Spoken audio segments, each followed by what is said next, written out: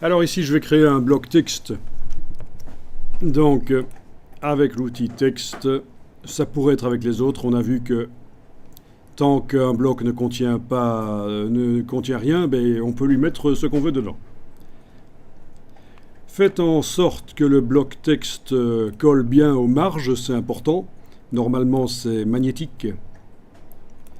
C'est important pourquoi? Ben parce que si par la suite on modifie la valeur des marges, on a une possibilité dans InDesign de faire en sorte que le bloc texte reste collé aux marges. Il va suivre. Donc typiquement, dans ce genre de document ici, je n'ai pas assez d'espace en bas. Si je fais aller du texte jusqu'en bas de la page, ce ne sera pas bien. Et c'est pour ça que je serai parfois amené à remonter la marge, par exemple, du bas.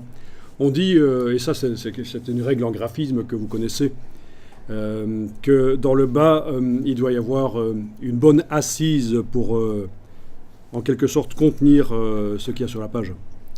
C'est valable pour aussi quand vous mettez des tableaux au mur. Vous mettez éventuellement le cache du tableau, enfin je veux dire le passe-partout. Si vous avez un passe-partout sur le tableau, vous le faites un peu plus haut que le reste et ça aura l'air plus harmonieux. Vous voyez ce que je veux dire? Donc la marge de pied, on la fait en généralement plus grande que les autres. Donc il y aura un vide en bas qui va faire une assise comme un socle pour le texte. Donc là, je suis déjà mal barré avec cette mise en page, je le sais, et je pourrais utiliser ce système de bouger les marges et le bloc va suivre. Mais plus tard. Ce qu'on va faire ici, c'est utiliser un script, parce qu'il y a des scripts dans InDesign. Il y a des scripts et ils sont très intéressants.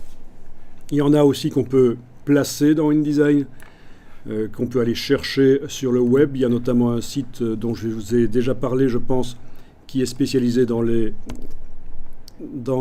scripts. C'est InDescript. InDescript. Non, ça vous ne regardez pas, je vous le montre. Qu'il y a un site qui propose des scripts, même parfois gratuits, pour donc faire plein de choses dans InDesign, des choses que InDesign ne sait pas faire d'origine.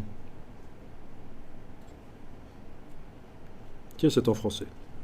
Je ne me souvenais plus que c'était en français. Ok, mais ici on va aller chercher des scripts qui existent d'origine dans InDesign.